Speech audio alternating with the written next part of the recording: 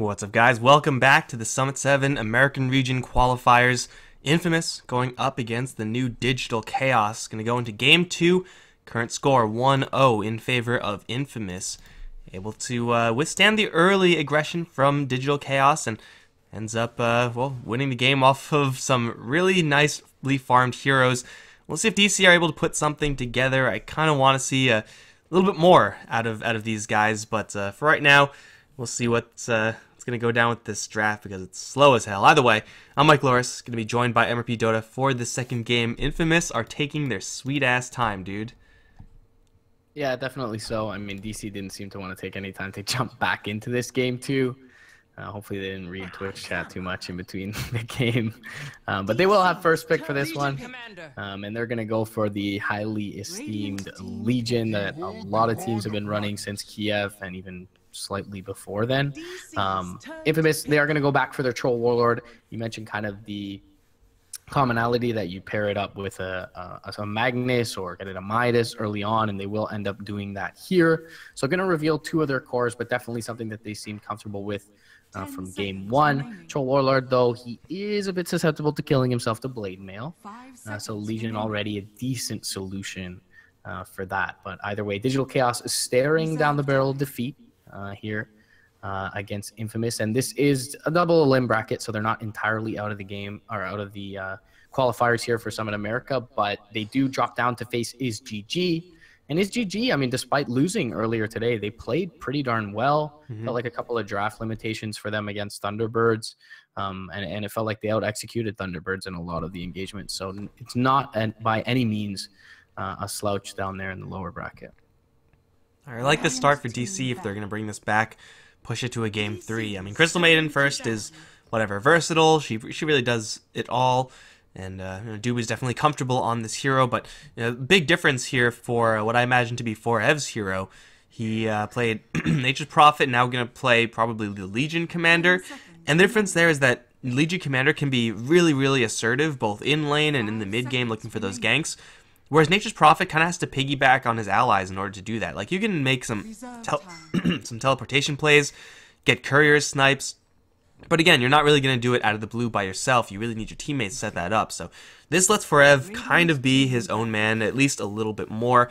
Yes, you may end up losing the duels up against Troll Warlord and Magnus. That's a lot of damage. But you know what? It'll allow Forev to play a lot more actively. Because in the last game, Nature's Prophet was fed on quite a bit. And wasn't really able to do all that much split pushing because of the fact that he was just, crushed in the draft. Not really easy to do the same versus a Legion Commander. Yeah. We saw a lot of core +1s kill off of Abed's DP. So much like Forev, Abed didn't have the tankiest of heroes, didn't have an elusive hero. We'll see if they change kind of that approach a little bit. I misspoke in the last engagement. Sorry, it was the Ember and Spirit Breaker to kill off the DP, not the Bat Rider and Spirit Breaker. But either way, throughout the game, kind of seemed to be the theme is that Abed was melting.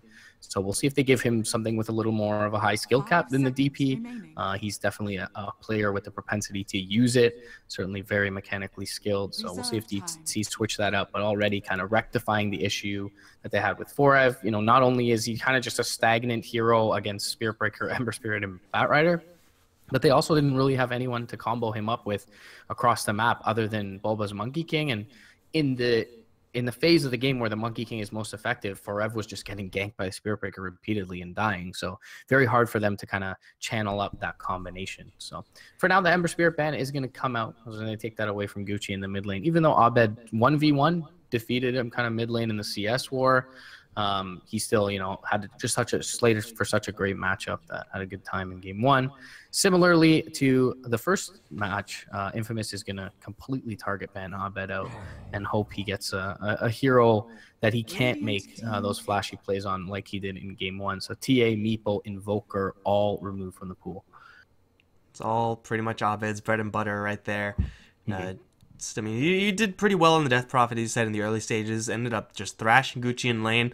And to that end, I kind of want to see Gucci, or I guess Benyes, get Gucci a hero that is kind of foolproof. Like, pick up a Lina type hero or a Puck or one of these heroes that has mediocre at worst lanes pretty much across the board.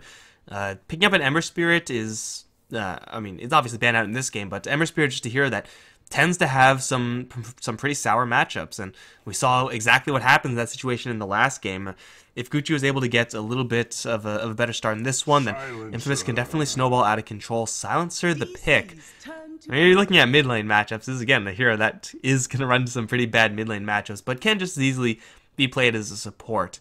And together with Magnus, has some pretty sick team fight for Infamous. Yeah, he's a good Midas carrier as well. Seems like both these teams with a little bit of an inclination towards Midas.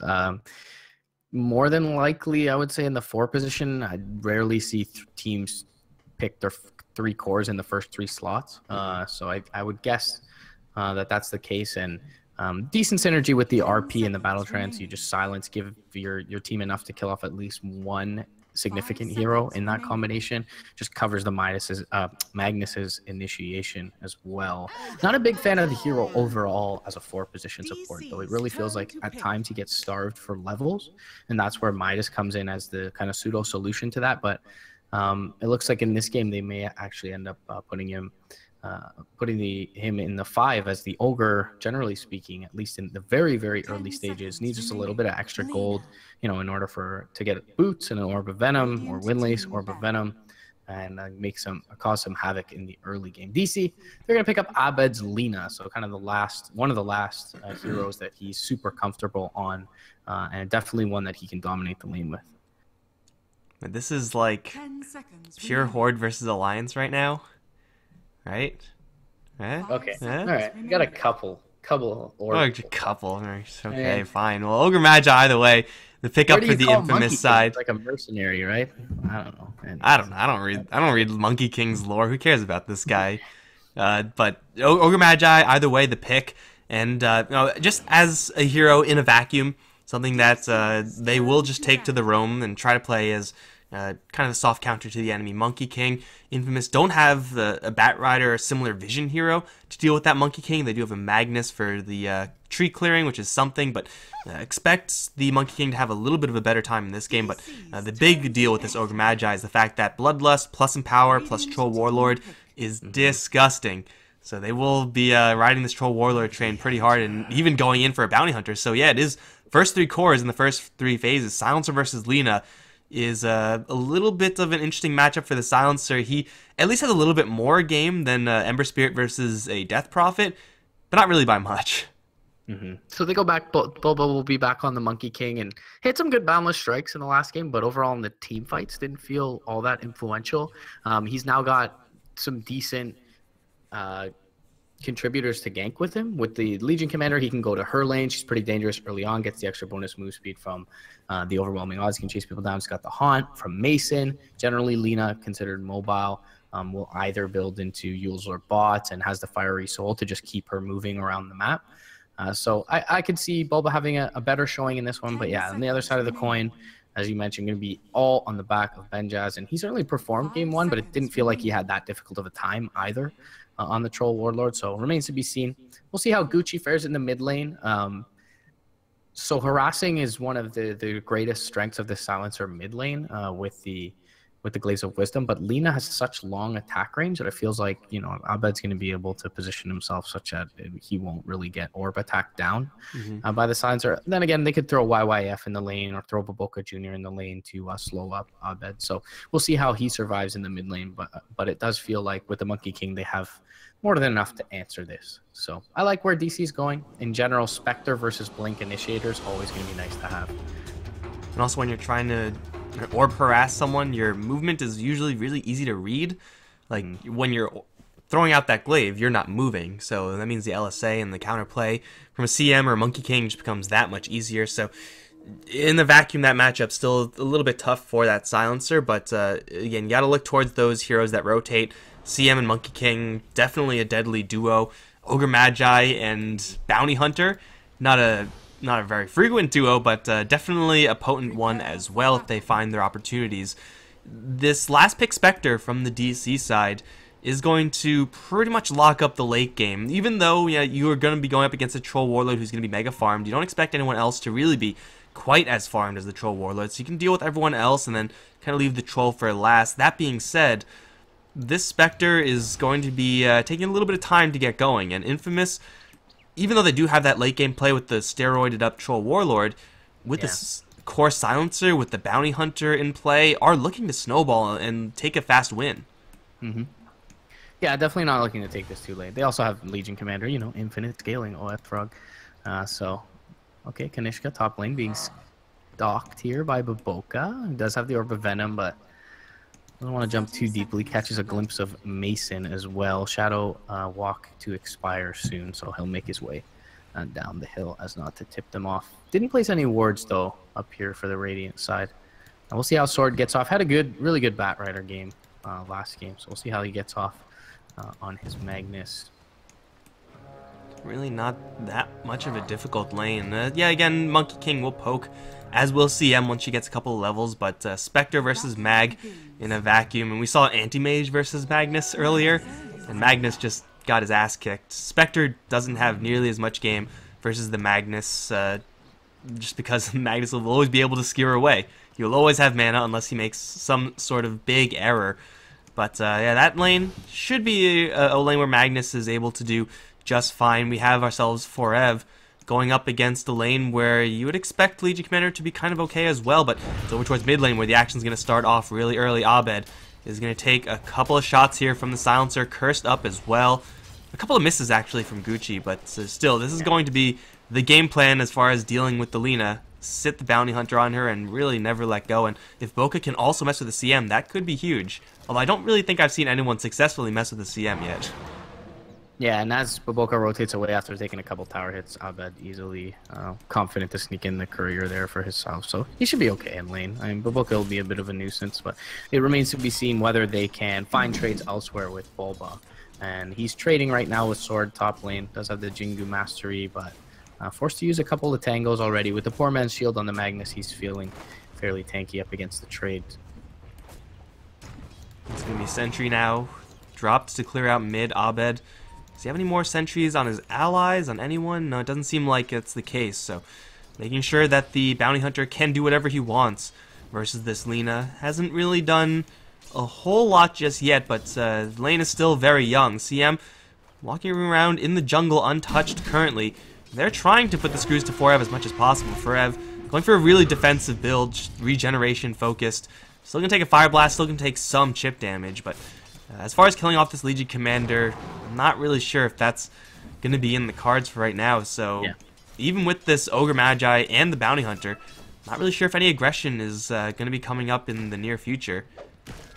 Yeah, I mean, the early point and press the attack certainly makes sense. We're back. Oh, cliffed up his bulb. Oh, he's level 2. Yeah, not the easiest hero to cliff, and actually with the Jingu Mastery charges, doing a lot of damage to Swords. Shrine is there though, and Bulba will be forced to retreat. So, overall, pretty stagnant early game. Abed forced his last hit under the tower a little bit early, so he's suffering a bit in the CS department, but he'll be just fine to recover. And with a couple levels in Lina, you can kind of manipulate the wave. Oh, you say that. He's going to get hit with that Orb of Venom, and Gucci is kind of second-guessing whether or not he wants to go for that Lina, probably exactly for that reason. Took a Dragon Slave to the face and a couple more right-clicks from Abed. Definitely would have been a kill on the Silencer, so he's got to play a little bit cautiously till he has a little bit more juice. Salve will even get cancelled. Dragon Slave cast range is fair and balanced.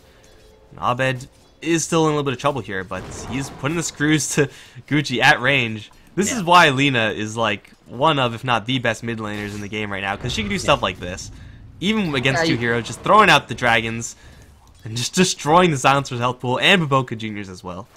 And he's been really good not to tip off the Bounty Hunter to the fact that there's a sentry here. He hasn't attacked him once at all when he's sitting there invisible. He's been throwing the Dragon Slaves directly at the Silencer so that he doesn't get his sentry dewarded, so that he can at least anticipate the movements in from Baboka Jr. They will trade salves, trade shrines, excuse me, both mid laners, and get back to work. So looks like the one glaring difference, I guess, of this early game, Forev has been effectively zoned out. He goes for that early point in the pressed attack because it's difficult to trade against an Ogre anyway, so you want to be able to purge the slow from Ignite and Whirling Axes.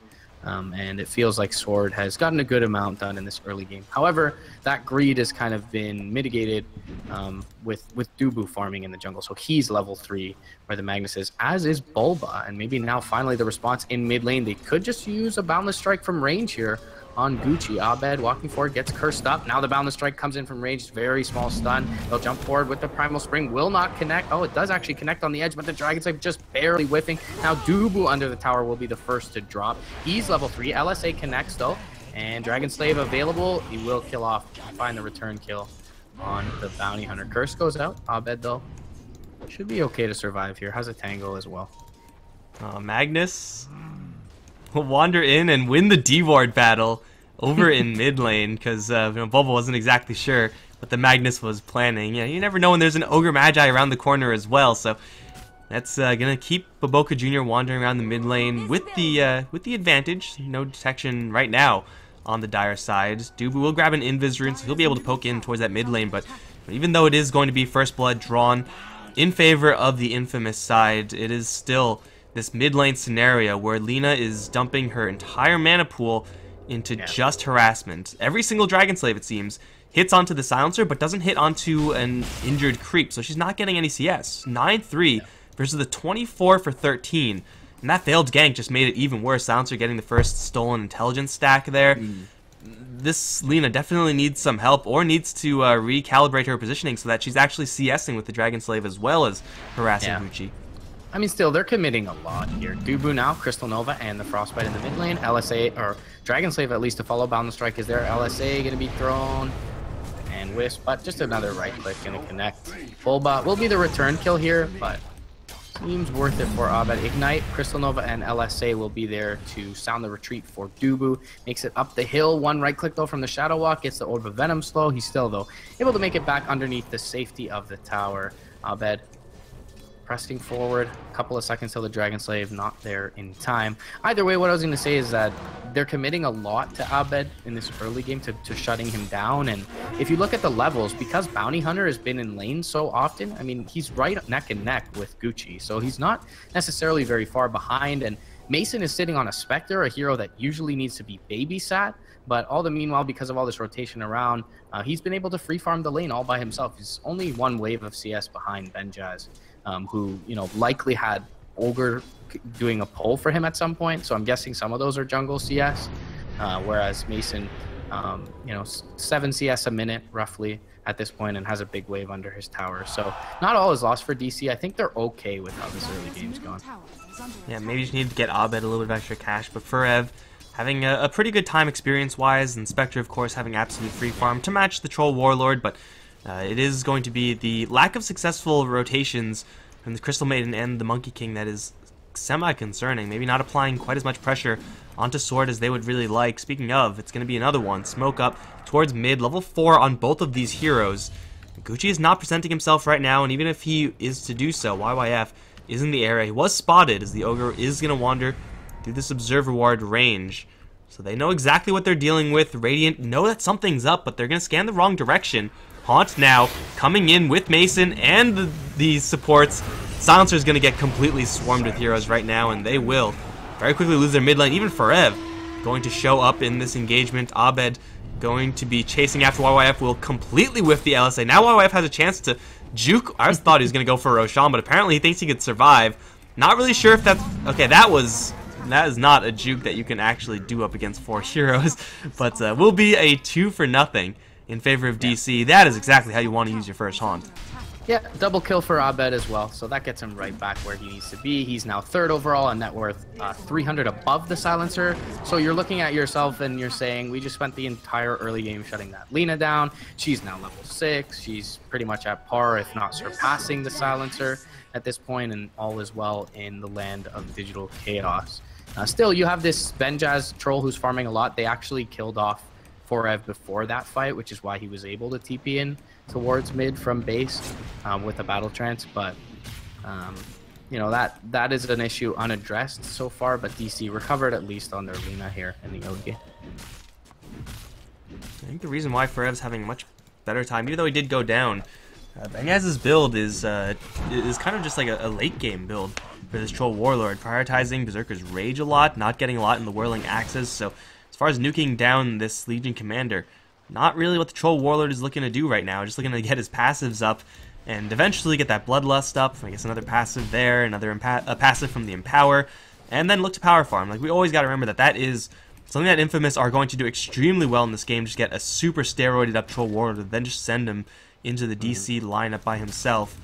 And having early game aggression that's successful is kind of just a side effect, kind of just a bonus for the Infamous side. And so far... Well, drawing on the map. Yeah, he was drawing towards Benjaz here, and he is low, and they do have the duel available. They need to find this troll and find him quickly. Primal Spring, fully channeled, goes out, but there is the miss there, and they now have Dubu rotating in with the Crystal Nova. Can they get in range? Not quickly enough with the phase boost there. And Benjaz will be able to make it out. In the meantime, Mason, he's still in lane top. They have an RP. They're looking at him, but looks like he'll back off in the nick of time. Ogre Magi rotating in versus the Spectre.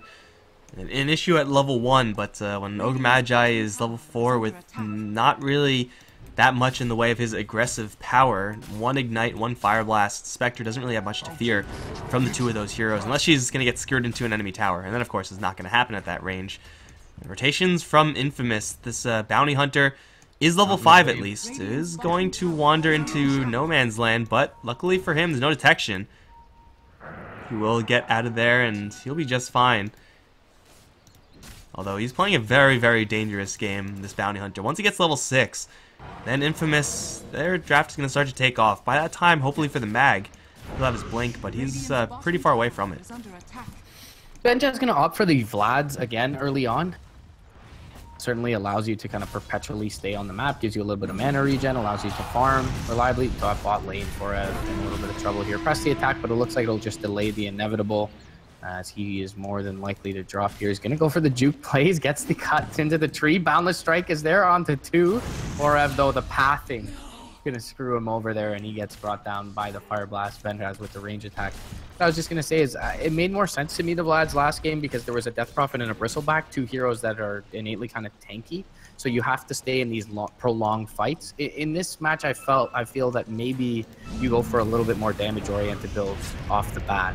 Top lane, skewer away from Sword keeps him safe, and Dubu, he's going to drop to the last word as Gucci finds himself -2, or I guess +2 in his frame of reference. Either way, in bottom lane. Benjaz brings down the tower in the meantime, and Dubu will have to go on him. They'll haunt up as well. They don't have... Oh, they do have the dagger. Now they'll press the attack onto the Spectre, looking for the duel. They'll get it off, but the melee whirling axes are there, and they won't get the duel victory. He'll leave on the battle trance.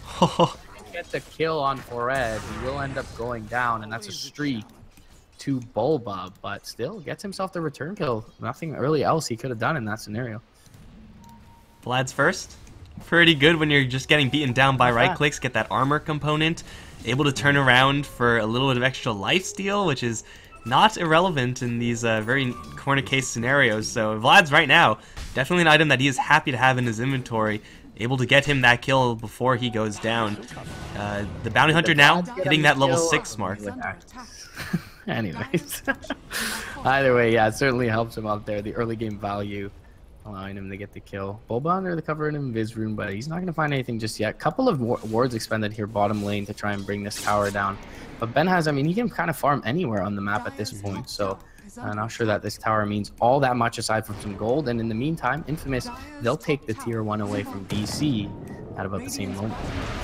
The jump onto the Silencer. He'll get a curse out, but with the Wukong's command Circle of Doom down, with Abed there, with the Laguna Blade, if necessary, not a hard kill for DC. They'll take him down and maybe look for this tower, although Benjaz is going to arrive, put a quick end to that. This Core Silencer at least has this Hand of Midas now, so he will have that going for him. But your Core Silencer, if you're kind of getting picked off 24/7, just turns into a support Silencer, and then you're even more so on this Troll Warlord plan. So DC are handling this Silencer rather pretty well, but so far you need to deal with Benjaz a little bit better, because he's gonna have some insane power levels soon enough. Okay, you don't want to be there, Bull, but trust me. Roshan deny? No, best he could have hoped for there. It's a Roshan that's pretty clean for Infamous, and they get a bonus Monkey King kill. DC, yeah, they do not have a haunt for another 10. I'm not really sure if it's going to take Benjaz 10 seconds here.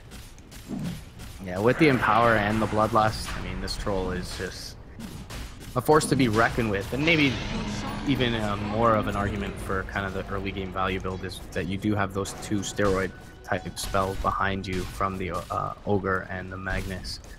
So Benj has very difficult to bring down, you know, initially as we saw bottom lane, and now gonna have that extra life.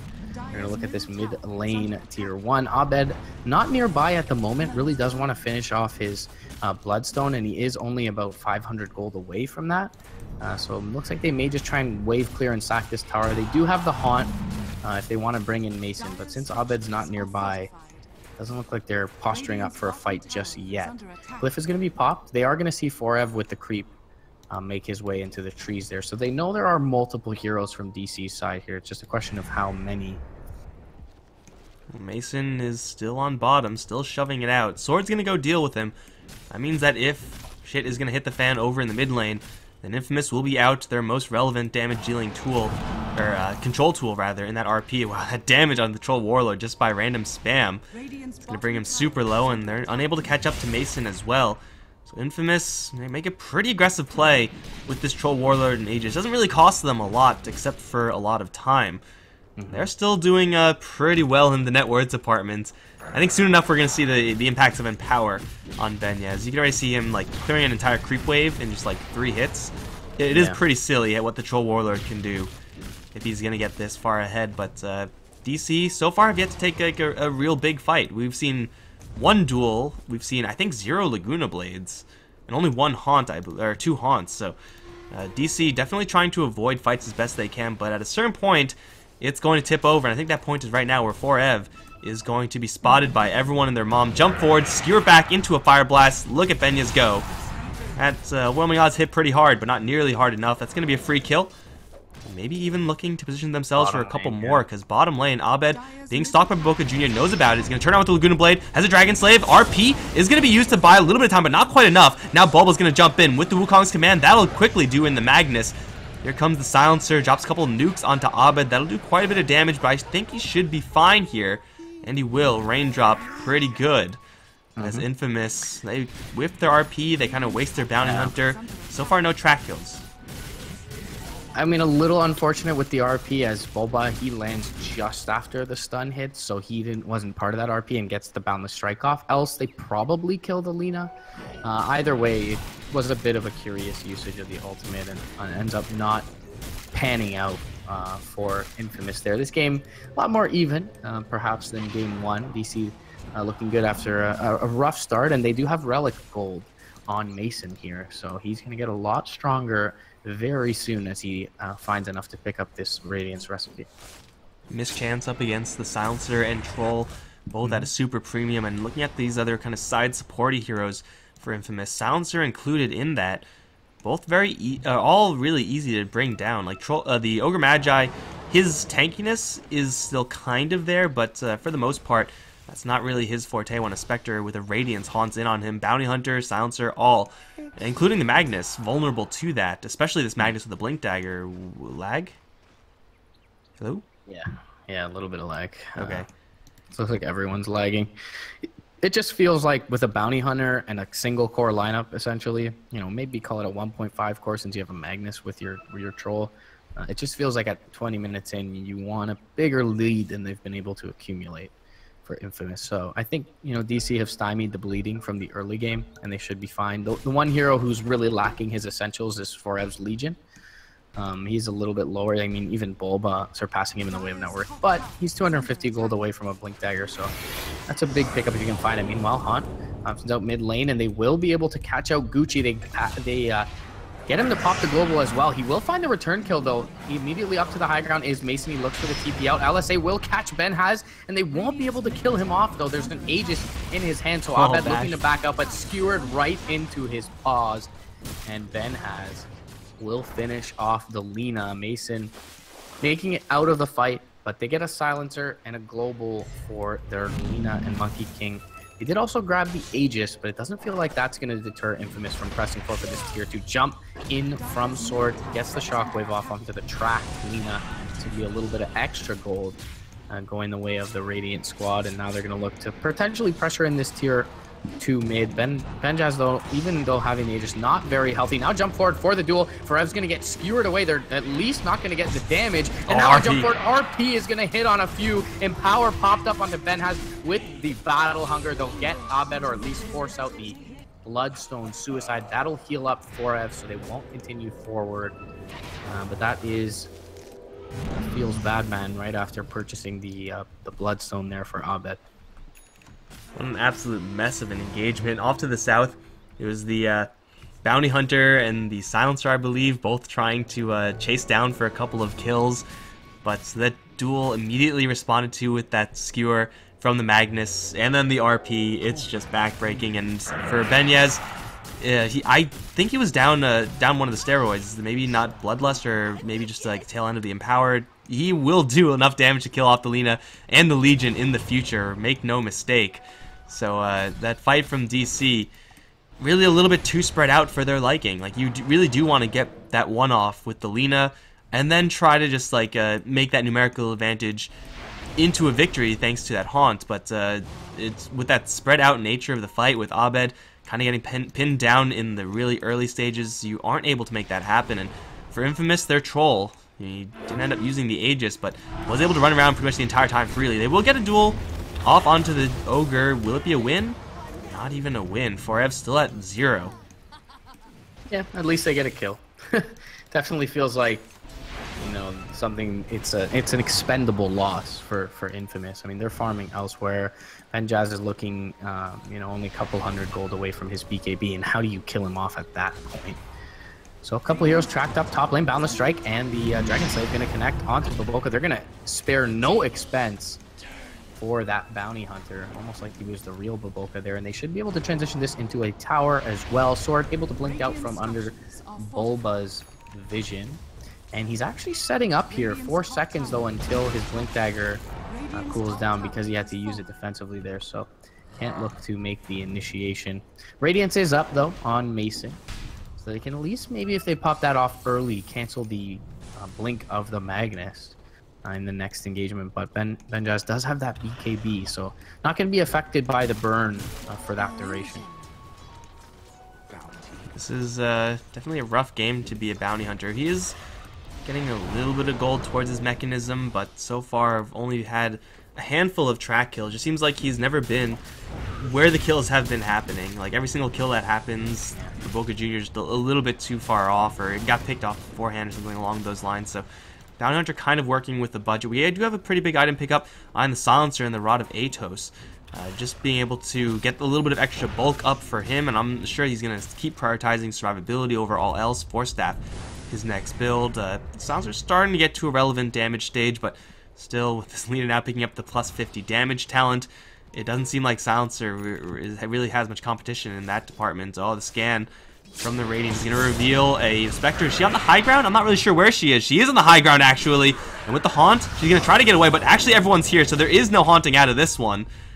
That kind of sucks to be Mason there, but either way, it is going to be a kill for Infamous, but it is going to require them to use RP and Global Silence. They thought backup was coming, but it wasn't. Yeah, they spare no expense. I mean, it's the highest worth target on the map, so probably worth both of those ultimates, but unfortunately they don't get anything more than just the Mason kill there, and they do end up, as a result, losing their tier 1 mid lane. Still though, looking for the Blink Skewer perhaps is Sword. They get the Rod of Atos off. Shadow Blade is there. Do they have any detection for Abed? It looks like the answer is no at this moment. Press the attack. Charge off that last word, but now Benjaz, he's going to join the fray. Pops up his BKB. Forev in a lot of trouble here. Gets the positive Solar Crest Shine buff, but it won't be enough to keep Benjaz from killing him off, and Abed's going to be dropped as well on the east side, as again that Rod of Atos proving, you know, very effective here for Infamous, as maybe, you know, without the RP to be used, they lack a little bit of disable, but that root able to lock down the Lina, and they get 2 big core kills after bringing down Mason bot lane. There's a lot of talk about this item once it was first changed to work like this, the projectile that just nets you down. It is maybe because not many heroes just want to get it, because it's just not in their build. There are better items, like Lina just has so many better items to get, but it is still a very effective item if you're able to land it at all, you're able to set up so much. Like that, the setup didn't work, but using the Rod of Atos into the Skewer, and what the hell are you supposed to do about that if you're DC? Just have a Eul Scepter, have a BKB to kind of avoid that, but at that point you're just using a BKB to dodge a freaking Rod of Atos. That's not worth it. So this is going to open up so many more opportunities for the Infamous side, and we're going to see this Troll Warlord really start to take off. He had a Shadow Blade in his quick buy. Looks like he's still going to be going for that item, but with that BK with the SNY, if he's on top of you, you're not really going to escape. Boca Jr. hit with the Dust will return a track towards Bulba, but should be fine. He has the mechanism now complete on the Bounty Hunter. Yeah. So he'll have the Greaves soon if he can, maybe purge a Dust or something along those lines. Could allow him to survive, get some more tracks off, continue to beef up Benjaz. Still I worry a little bit that Infamous isn't as far as how they want to be, and essentially going to be dropped here very timely manner, and up to the high ground goes Dubu. He's able to pop the smoke, at least on the Bounty Hunter, but this could be a bait, and they get the duel off, and Benjaz immediately, and saves the BKB for that one. Now to the high ground goes Bulba. Do they have a Skewer ready here? He's tracked up. Not sure if he's aware that he's tracked, that he's going to be skewered back into the hands of Benjaz again. And Bulba, double kill for the Troll Warlord. Meanwhile, they found Dubu as well. So 3 free and clear kills. Abed immediately to the mid lane alongside Mason to try and shove it in to make sure that there are no objectives taken off the back of those kills. But conveniently enough, Roche spawning, so Benjaz going to make quick work of this Roche. That is disgusting.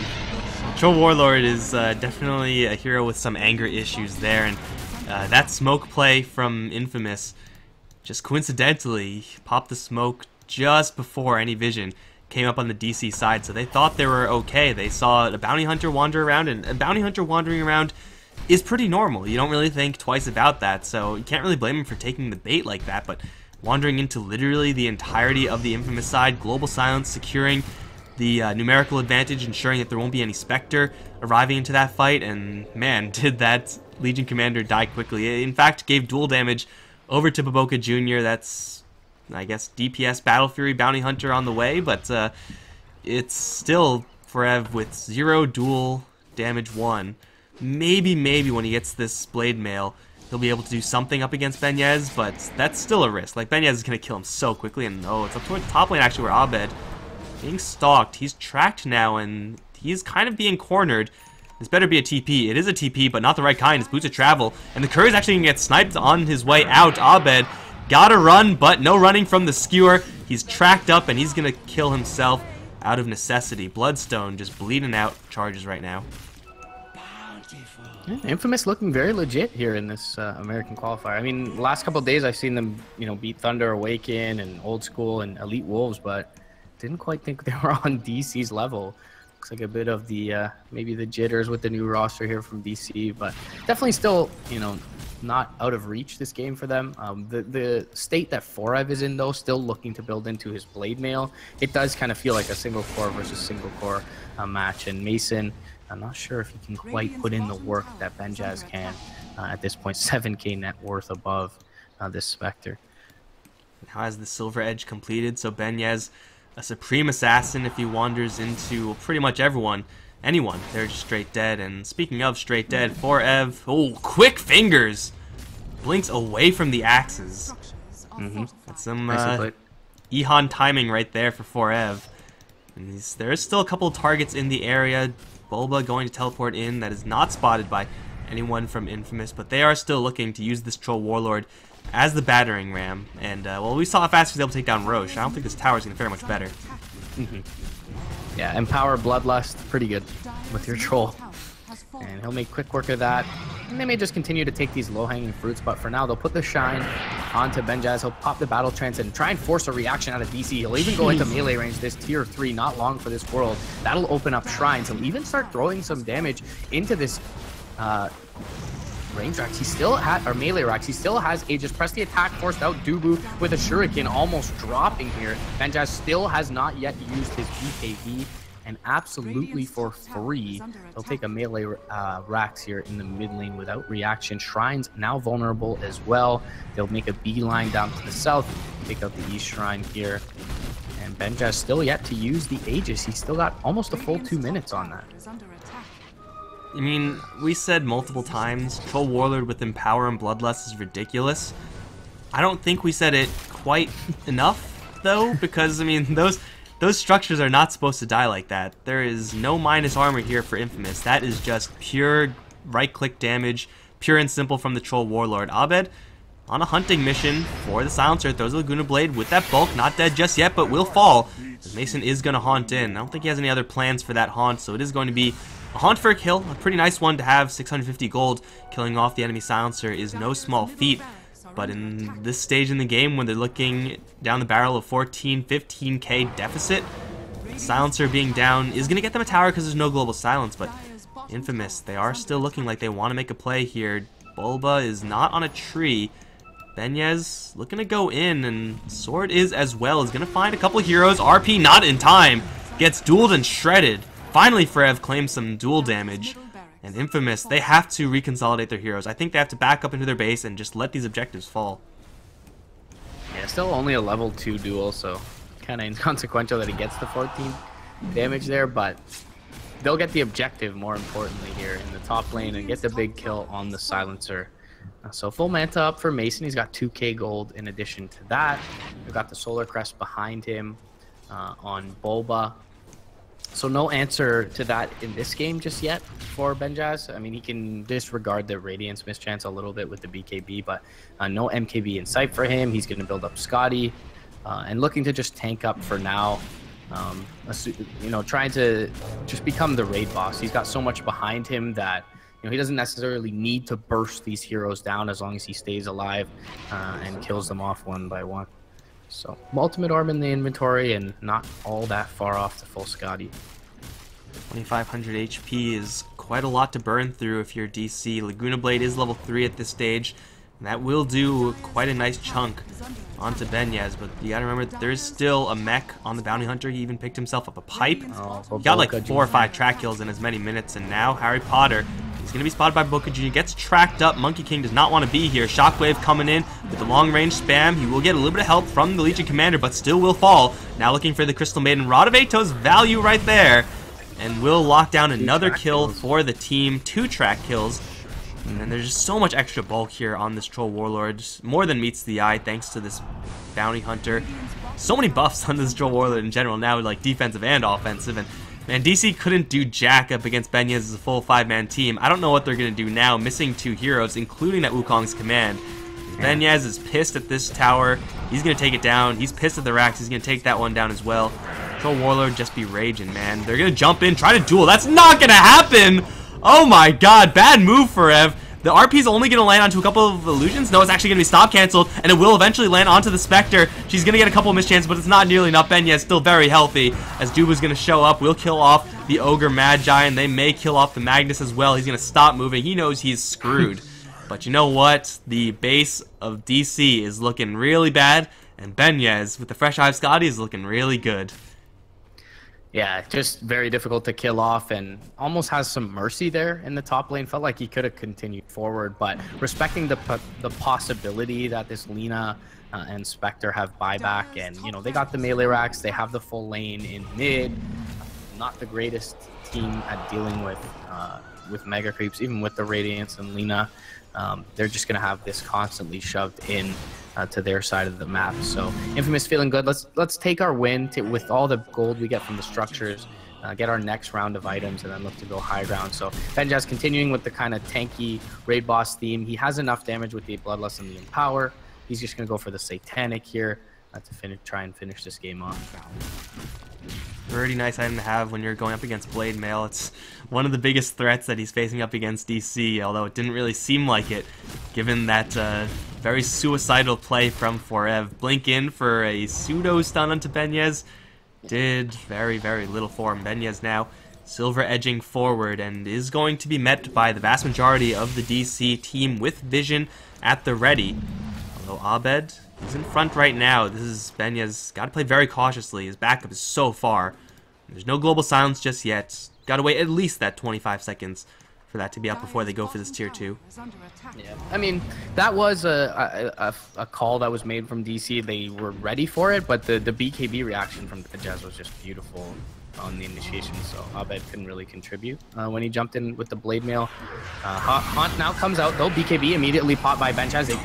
They get the skewer back onto the Spectre. They will RP her up and control her, but nothing else found by this Troll Warlord just yet. However, Mason completely isolated out to the south, and DC no response in sight. Freezing Field's gonna get stopped by the Global, and the Rod of Atos is there to hold CM in place as well. Abed, the last man standing, or I guess woman in this case, the Lina for the DC, and we'll be able to make it away with the Fiery Soul Stack and the Shadow Blade, but not like Infamous are really all that concerned with that. Laguna Blade comes out mid lane from Abed, trying to kill off the Ogre. He smokes off the last few right clicks, and YYF has survived.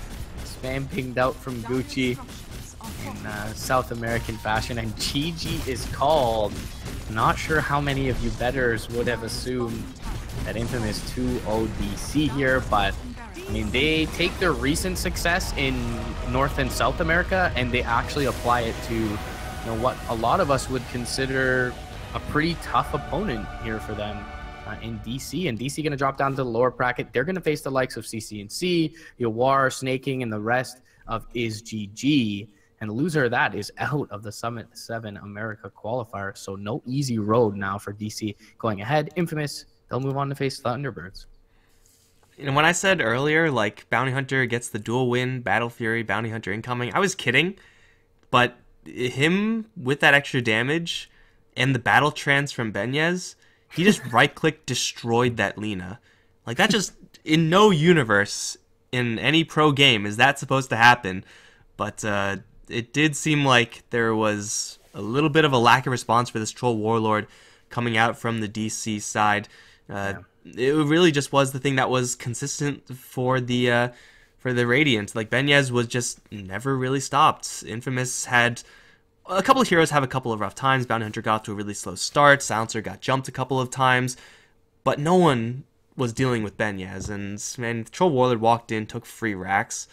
Not much you could do if you lose racks for free and you're as 5, and then you lose a couple of extra heroes. He's so difficult to deal with at that stage. But DC, as you said, are not out just yet. Expect a little bit of a period where they're going to be struggling with their new group of players.